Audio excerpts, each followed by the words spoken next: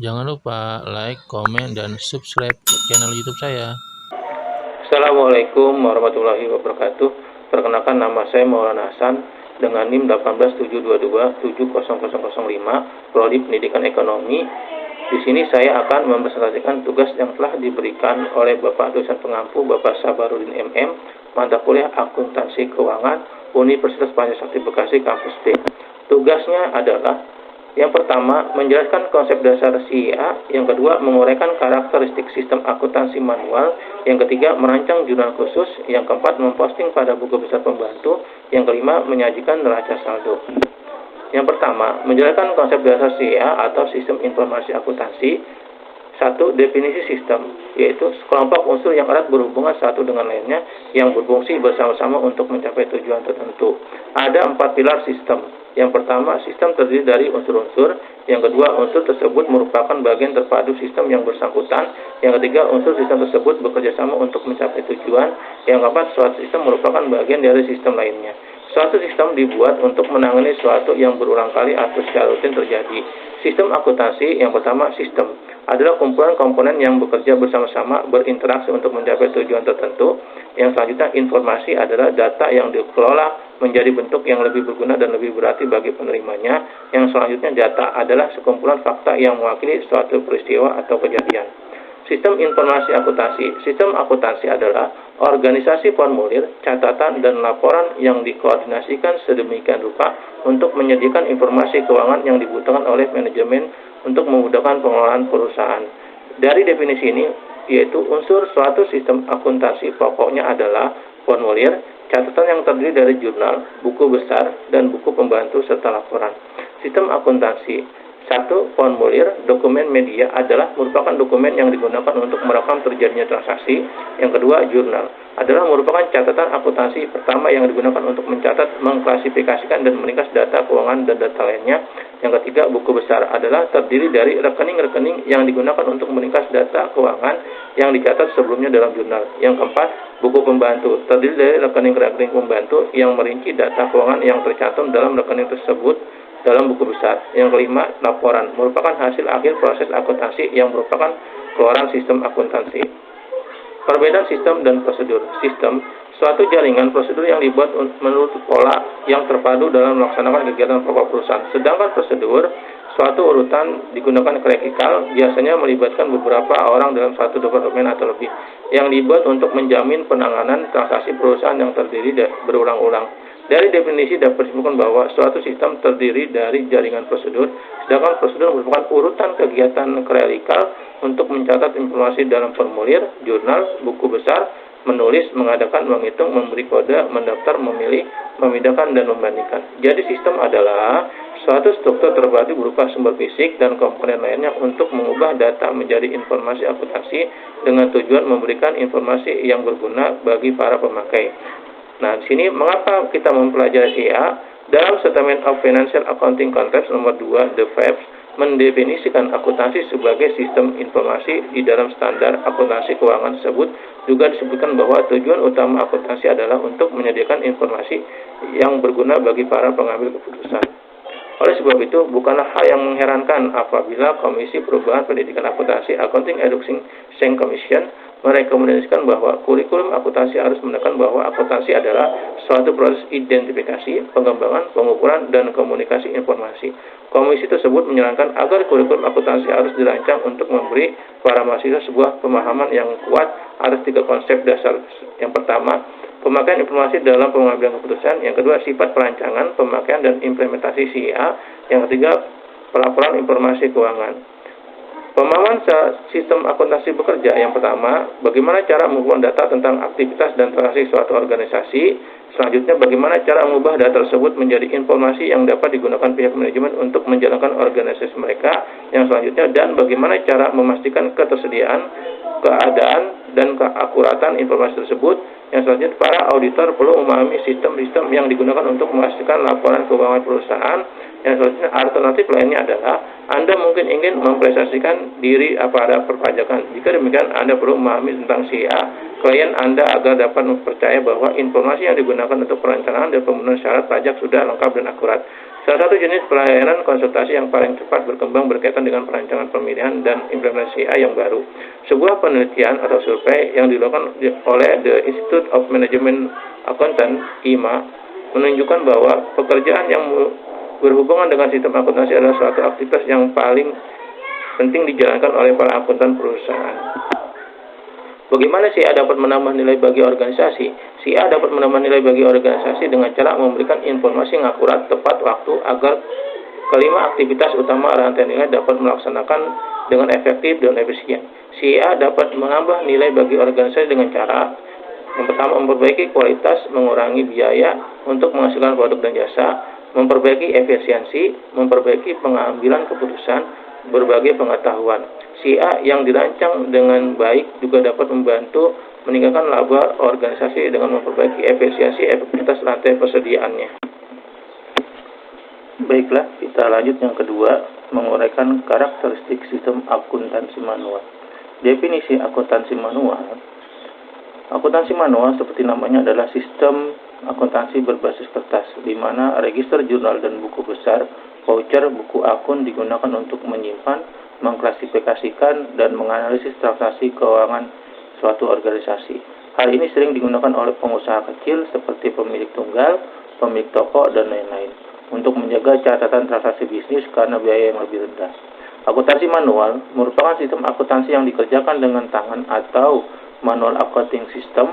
Untuk terpenting atau unsur penting dalam sistem manual yaitu menggunakan jurnal khusus, special journal, dan buku besar pembantu, subdiary ledger.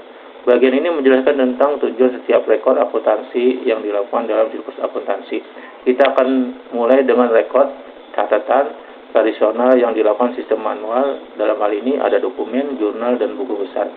Dokumen adalah sebuah dokumen yang menyediakan bukti dari peristiwa ekonomi dan dapat digunakan untuk mulai proses transaksi. Jurnal memiliki dua bentuk, yaitu jurnal khusus dan jurnal umum. Jurnal khusus digunakan untuk mencatat transaksi spesifik yang muncul dalam volume tinggi saja, sedangkan jurnal umum digunakan untuk mencatat transaksi yang jarang terjadi. Karakteristik dari sistem akuntansi manual adalah sebagai berikut. Yang pertama, sistem yang dilakukan secara manual hanya berperan sebagai pengendali saja. Yang kedua, keterbatasan dari output pada saat sudah selesainya pekerjaan dari laporan akhir, sedangkan laporan bagian awal dan tengah sangat sulit untuk digunakan dengan segera atau cepat. 3. Pengamanan terhadap bukti-bukti transaksi pembukuan, baik yang bersumber dari dokumen atau dokumen pendukung, harus bisa dijaga dengan ekstra ketat dan sangat rahasia. Yang keempat, membutuhkan waktu yang lebih lama dan tenaga serta tingkat ketelitian yang cukup optimal agar dapat melakukan jejak audit. Yang kelima, mengklasifikasikan dalam hal pemakaian tenaga manusia sebagai proses entry data. Yang keenam, menerapkan aturan yang telah berlapis-lapis sesuai dengan hierarki dari organisasi dalam hal penerapan kontrol terhadap manusia-manusia dalam internal perusahaan. Yang selanjutnya 3, merancang jurnal khusus. Di sini berdasarkan buku Membuka Cakrawala Ekonomi karya Imamul Arifin, jurnal khusus ialah jurnal yang digunakan untuk mencatat transaksi yang terjadi berulang-ulang. Tentunya dalam transaksi yang berulang-ulang itu akan dikelompokkan berdasarkan jenis transaksinya. Sementara itu, melihat buku Pengantar Akuntansi karya Suhendar, jurnal khusus diartikan sebagai jurnal yang dikelompokkan berdasarkan bentuk transaksinya. Di sini ada 4 jenis jurnal khusus. Yang pertama adalah jurnal pembelian, merupakan jurnal khusus yang penggunaannya untuk mencatat pembelian suatu barang, dagang, atau aktiva lainnya secara kredit. Yang kedua ada jurnal penerimaan kas, yaitu jurnal khusus yang berguna dalam mencatat sebuah jenis penerimaan kas yang dilakukan oleh suatu perusahaan. Yang selanjutnya ada jurnal penjualan, juga bagian dari jurnal khusus yang digunakan dalam mencatat penjualan segala jenis barang, dagang lainnya secara kredit.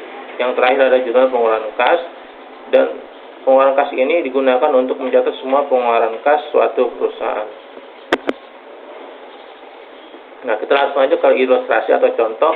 Di sini pada tanggal 11 2021 PT Kurma Sehat memiliki data sebagai berikut. Di sini ada PT Kurma Sehat neraca periode Februari 2021, yang mana ada nomor aktiva saldo, selanjutnya ada nomor pasiva saldo. Yang pertama ada 11. Aktiva itu diantaranya ada kas dengan saldo Rp8.200.000. Yang selanjutnya ada 112 piutang, saldonya Rp7.600.000. Yang selanjutnya ada 113 perlengkapan Rp200.000. Yang selanjutnya adalah nomor 114 persediaan barang dagang dengan saldo Rp7.500.000. Yang selanjutnya ada 121 inventaris dengan saldo Rp4.000.000. Yang selanjutnya ada 122 akumulasi penyusunan inventaris. Di sini ada Rp650.000 mengurangi, sehingga hasilnya adalah Rp26.900.000. Selanjutnya ada pasiva. Pasiva itu terdiri dari 211 utang dengan saldo Rp12.400.000. Selanjutnya ada 311 modal dengan saldo Rp14.500.000 dengan total Rp26.900.000. Kita langsung saja dengan melihat transaksi di bulan Maret tahun 2021. Yang pertama ada tanggal 1 dibeli barang dagang dari Eva Abdullah, jumlah faktur Rp4.800.000 dengan syarat 3/10 N/30. Di sini masuknya ke jurnal pembelian.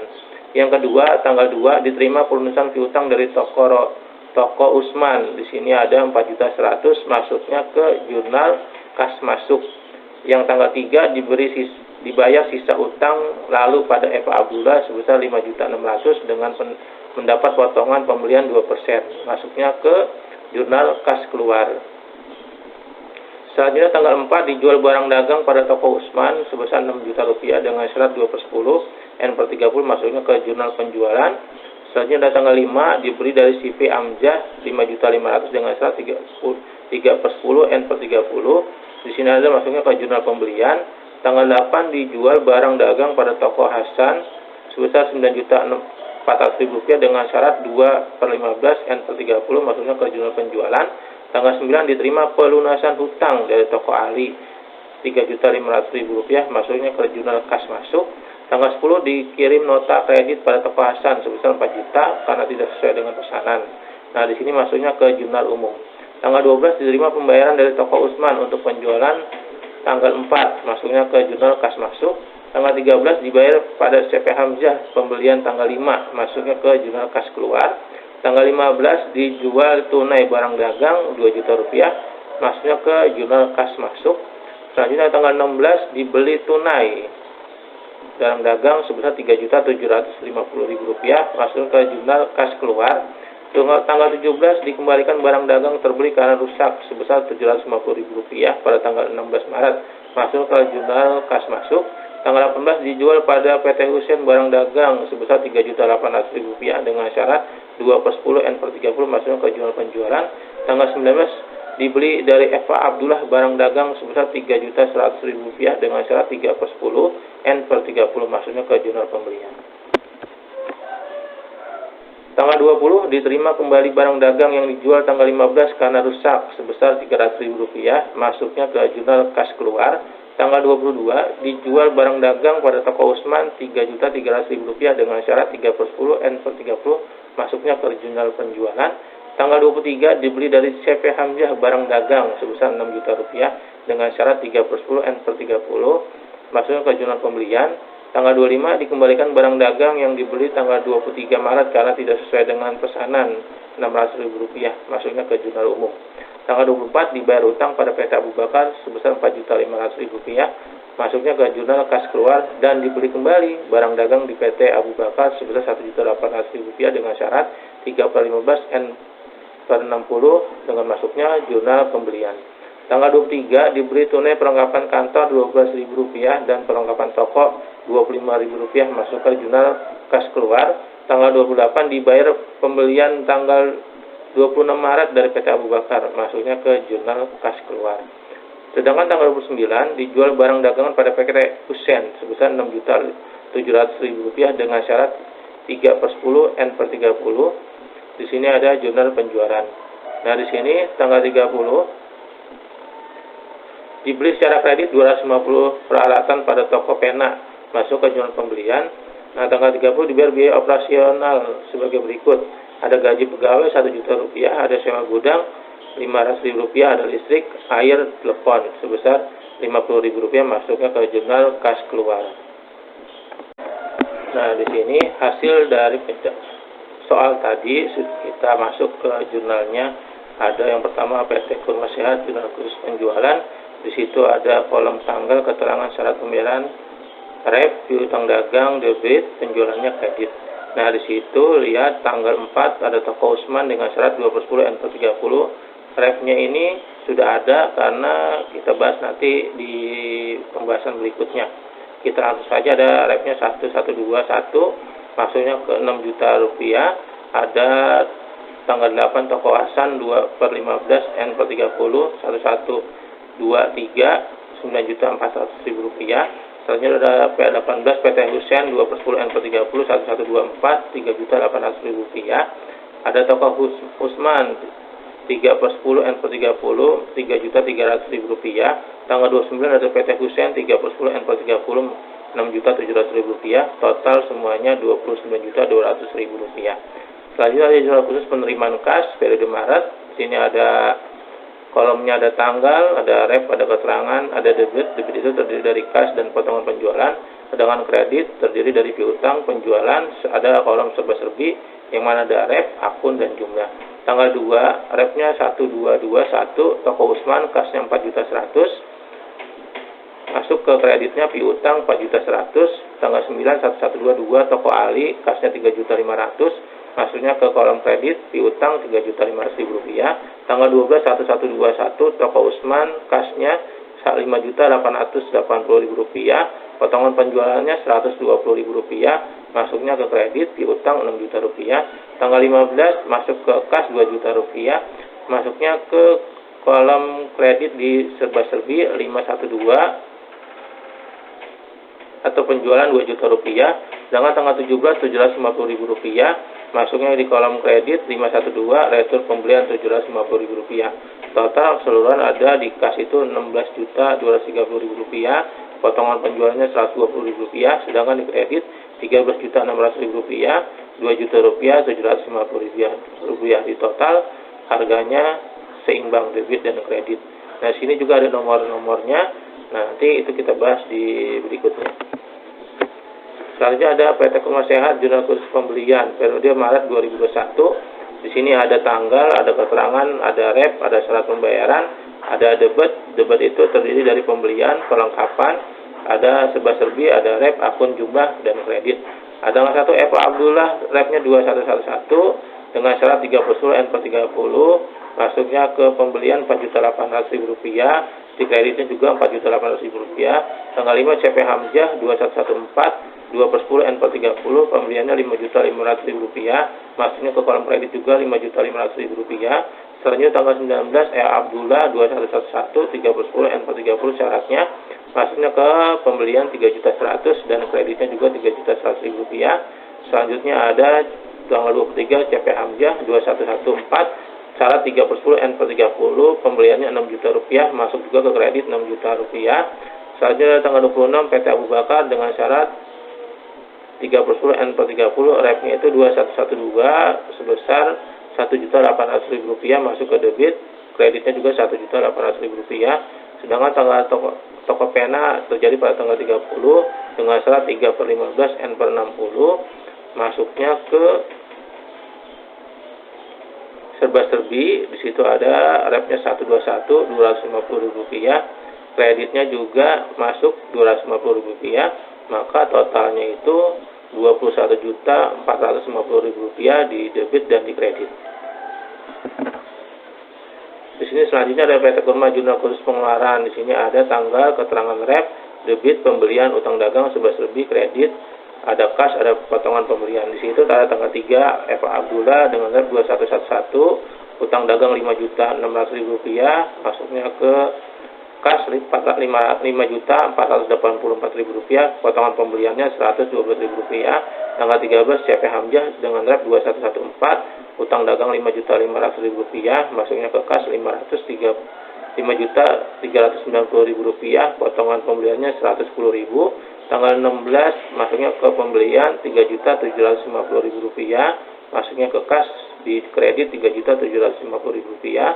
Tanggal 20 Ada rep 412, retur penjualan di sini ada Rp300.000 di debit dan masuk ke kredit Rp300.000. Tanggal 26 PT Abu Bakar ada 2112 repnya, utang dagang Rp4.500.000 masuknya ke kas dalam kredit Rp4.500.000. Tanggal 27 di sini ada 113 perlengkapan sejumlah Rp37.000 masuknya ke kredit Rp37.000.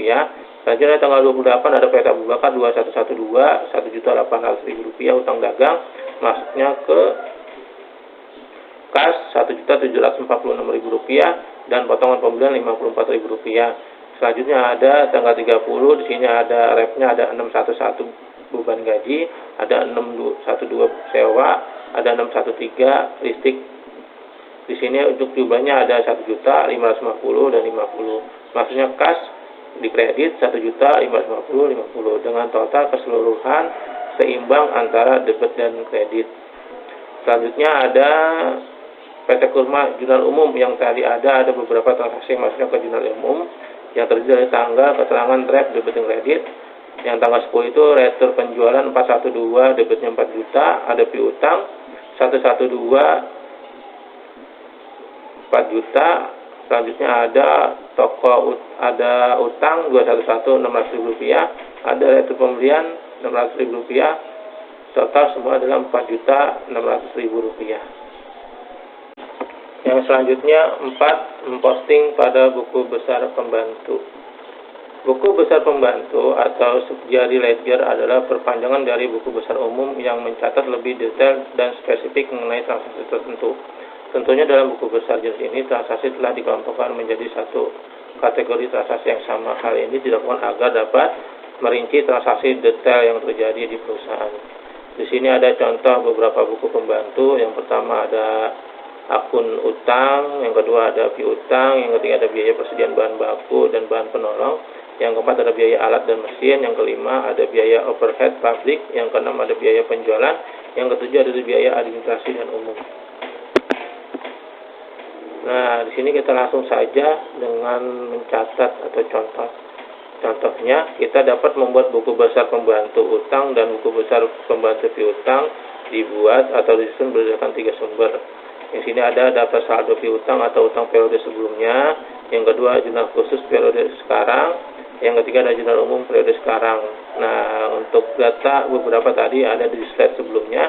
Nah, kita langsung ke daftar piutang. Di sini piutangnya ada nomor perusahaan atau debitur atau jumlah, ada 112 ada toko Usman 4.100.000, ada 112 toko Ali 3.500.000, totalnya 7.600.000 untuk piutang. Dan daftar saldo utang ada 211 Eva Abdullah jumlah 5.600.000, ada 2112 PT Abu Bakar jumlah 4.500.000, ada 2113 toko Umar Rp2.300.000, total Rp12.400.000. Di sini ada PT Kurma Sehat buku besar pembantu piutang. Untuk pendataan tadi sebelumnya sudah kita buat, maka kita langsung saja membuat buku besar pembantu piutang. Di sini ada toko Usman dengan nomor 1121 terjadi pada tanggal 1 saldo awal 4.100.000 masuk ke kredit atau ke debit, saldonya juga debit. Ada tanggal 2 pelunasan masuknya ke kredit 4.100.000, maka debitnya menjadi 0. Selanjutnya ada 4 penjualan di debit Rp4.000.000, maka debitnya bertambah lagi menjadi Rp6.000.000. Selanjutnya tanggal 12 pelunasan masuknya ke kredit Rp6.000.000, maka di debitnya kosong. Selanjutnya ada penjualan masuknya ke debit Rp3.300.000, maka masuknya ke saldo debit Rp3.300.000. Selanjutnya ada toko Ali tanggal 1 saldo awal debit Rp3.500.000, masuknya ke saldo debit Rp3.500.000. Tanggal 3 pelunasan masuknya ke kredit Rp3.500.000, maka debitnya menjadi 0 setelah dikurangi kredit. Selanjutnya ada toko Hasan. Di sini ada tanggal 8 ada penjualan masuk ke debit Rp9.400.000, saldonya juga masuk ke debit Rp9.400.000. Tanggal 10-nya terjadi retur penjualan. Di sini ada masuknya ke kredit 4 juta, maka saldonya debit dikurangi kredit, sisanya menjadi Rp5.400.000. Toko Husein, di sini ada 1124 tanggal 18 penjualan, masuknya ke debit Rp3.800.000, saldonya juga di debit Rp3.800.000. Nah, di sini tanggal 29 retur penjualan di debit Rp6.700.000, maka seluruhnya di total menjadi Rp10.500.000. Daftar saldo piutang kurma pada bulan Maret 2021. Di sini ada nomor 1121 perusahaan Toko Usman jumlah Rp3.300.000, 1122 Toko Ali jumlahnya 0. Selanjutnya ada 1123 ada Toko Hasan Rp5.400.000, ada 1124 PT Husen 10.400.000, maka total seluruhnya piutang di bulan Maret adalah Rp19.200.000. Untuk selanjutnya ada PT Kurma buku besar pembantu utang. Di sini ada Eva Abdullah 2111. Di sini transaksinya ada tanggal 1, keterangan saldo awal, masuknya ke kredit Rp5.600.000, masuk juga ke saldonya kredit Rp5.600.000. Tanggal 1 pembelian masuknya ke kredit Rp4.800.000, maka dijumlah di saldonya Rp10.800.000. Tanggal 3-nya pelunasan masuknya ke debit Rp5.600.000, maka dikurangi menjadi Rp4.800.000. Tanggal 19 pembelian masuknya ke kredit Rp3.100.000, maka dijumlah kembali menjadi Rp7.900.000. Selanjutnya ada PT Abu Bakar. Di sini ada transaksinya tanggal 1 saldo awal masuk ke kredit Rp4.500.000, saldonya juga Rp4.500.000. Tanggal 26 pembelian masuk ke kredit Rp1.800.000, maka di total menjadi Rp6.300.000. Tanggal 26 pelunasan, di sini ada debit Rp4.500.000 dikurangi menjadi kreditnya dikurangi dengan debit menjadi Rp1.800.000. Nah, masuk lagi tanggal 28 pelunasan di debit Rp1.800.000, maka saldonya kredit setelah dikurangi menjadi Rp0. Selanjutnya ada CP Umar tanggal 1, ada saldo awal, ada kredit Rp2.300.000 dengan saldonya Rp2.300.000 di kredit. Ada CP Hamzah 2114. Di sini ada transaksinya ada tanggal 5 pembelian, ada kredit Rp5.500.000, saldonya juga kredit Rp5.500.000. Ada tanggal 13 pelunasan masuk ke debit Rp5.500.000, saldonya dikurangi menjadi 0 di kredit. Selanjutnya ada pembelian di kredit Rp6.000.000, saldonya juga di kredit Rp6.000.000. Selanjutnya ada retur pembelian, di sini ada debit Rp600.000, maka kredit dikurangi debit menjadi Rp5.400.000. Selanjutnya ada Toko Vena. Toko Vena ada 2115 tanggal 30 pembelian masuk ke kredit Rp250.000, sedangkan saldonya juga masuk ke kredit Rp250.000.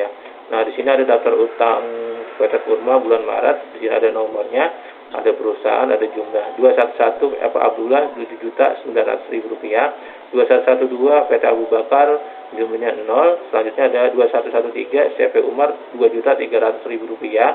Selanjutnya ada 2114 CP Hamzah Rp5.400.000. Selanjutnya ada 2115 Toko Pena Rp250.000. Maka total jumlah keseluruhan di utang di bulan Maret adalah Rp15.800.000. Nah, kita masuk ke bagian akhir 5, penyajian neraca saldo. Pengertian neraca saldo perusahaan dagang adalah laporan yang disusun secara sistematis mengenai semua transaksi dalam laporan keuangan perusahaan dagang. Nah, di sini hasil ini hasil yang telah kita terima dari transaksi-transaksi sebelumnya. Di sini ada nomor, ada nama akun, ada debit, ada kredit, yang mana 111 kas masuk ke debit Rp1.619.000, ada 112 piutang dagang dengan debit Rp19.200.000, ada 113 perlengkapan dengan debit Rp287.000, ada 114 persediaan barang dagang dengan debit Rp7.500.000. Selanjutnya ada 121 inventaris Rp4.250.000.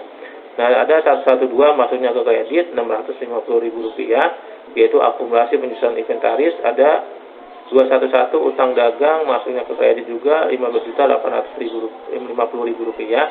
Selanjutnya ada 311 modal dengan masuk ke kredit Rp14.500.000. Ada 411 penjualan masuknya ke kredit Rp31.200.000. Selanjutnya ada 412 retur penjualan masuknya ke debit Rp4.300.000. Ada 413 potongan penjualan Rp120.000. di debit. Ada selanjutnya 511 pembelian Rp24.900.000 masuknya ke debit. Ada 512 retur pembelian dengan masuk ke kredit Rp1.350.000. Ada 513 potongan pembelian masuk ke kredit Rp276.000. Nah, di sini ada 611 beban gaji Rp1 juta. Ada 612 beban sewa gudang Rp500.000. Ada 613 beban listrik air telepon Rp50.000. Beban tadi masuknya ke debit. Total keseluruhan adalah Rp63.826.000 di debit dan kredit sama Rp63.826.000. Sekian, terima kasih presentasi yang bisa saya sampaikan. Kurang lebihnya mohon maaf. Assalamualaikum warahmatullahi wabarakatuh.